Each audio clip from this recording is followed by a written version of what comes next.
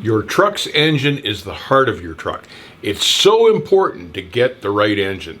So let's take a look at the major factors to consider to help you determine which truck diesel engine is right for you. You need to consider the type of work your truck will be doing. What is the average load weight that you'll be pulling? What type of terrain will you be running? What type of trailer? How many axles will you be pulling? And remember, when choosing your engine, it will also determine the driveline and rear end specs that you'll need to make this thing work properly. Times have changed. Back in the day, it used to be considered that the more horsepower, the bigger the engine, the better it was. But the industry has changed. Back then, fuel was less than $1 a gallon. These days, the fuel average is over $4 a gallon, over $5 a gallon on the West Coast. So fuel consumption has become a primary concern.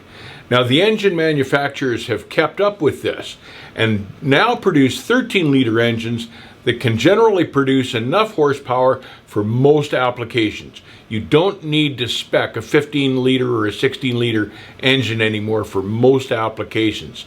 The 13 liters are highly advantageous because they're lighter, they're cheaper to buy, and they can be dialed up or down for different horsepower requirements. Resale value is also something that you need to consider when purchasing your truck engine. Now, for better or for worse, most truck manufacturers now offer particular driveline and engine specs that you can go with, and for better or for worse, this will help you choose or eliminate the type of truck engine you want to buy.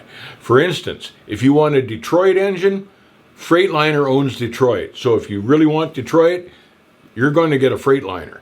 PACCAR owns both Kenworth and Pete. So if it's a PACCAR engine you want, you've got to choose one of these two truck models for your purchase. Cummins seems to be available in damn near everything. As a single owner operator, your costs, however, are paramount. Now, while most manufacturers may offer a driveline spec to go with the engine that you choose, be careful not to just choose the latest, greatest thing out of the pike, because they will be offering sales sometimes on these specific drivelines, but I wouldn't go with anything brand new out of the gate. Back in the day when we were speccing trucks, they came out with the 8LL transmission. Was supposed to be the hottest thing since sliced bread, turned out to be a flop. Turns out now that both Cummins and PACCAR have come out with new manual automated transmissions just this month. I would stay away from both of those transmissions because they're just new on the market. We don't know if they're going to be good or not. The long-term costs of your new diesel engine will include such things as fuel economy, oil change intervals, cost of the oil change, warranty work on the truck and engine work that is not warranted, and warranty coverage if you buy any. Lots of owner-operators these days, to lower their costs, are going to a synthetic blend oil like Shell T5. It lowers oil change costs while still offering your engine excellent protection. Dealership networks. It's important to consider the networks available to you for engine repair or warranty work should you need it. Now let me use this as an example.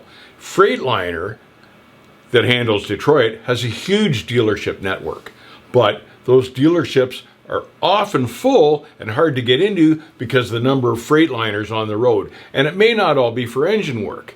You're better off to go straight to a Detroit diesel shop to get your engine worked on, and those guys will know those engines even better than the Freightliner dealer. Diesel engines generally come in two different sizes these days.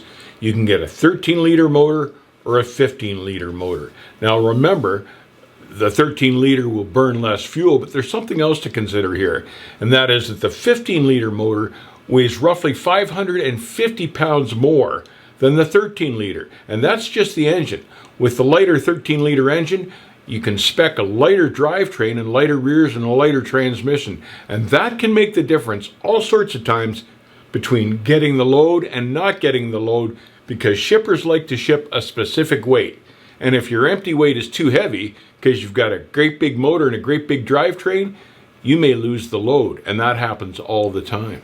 Extended warranty, and it's particularly important these days to read the fine print on all the warranty paperwork. Warranties are expensive, and you don't want to be buying one if it's not going to do you any good in the long run. The rule to remember, though, is that the engine manufacturers are betting that the engine will outlast the warranty, and you're taking out insurance just in case it doesn't. From personal experience, it's worth it to take the time to consider all these factors to be sure that you get this thing right. If you don't, the results can be devastating. I have a story about a friend of mine back in the day that made the wrong engine choice, and it was devastating for him. And it was back in about 1980.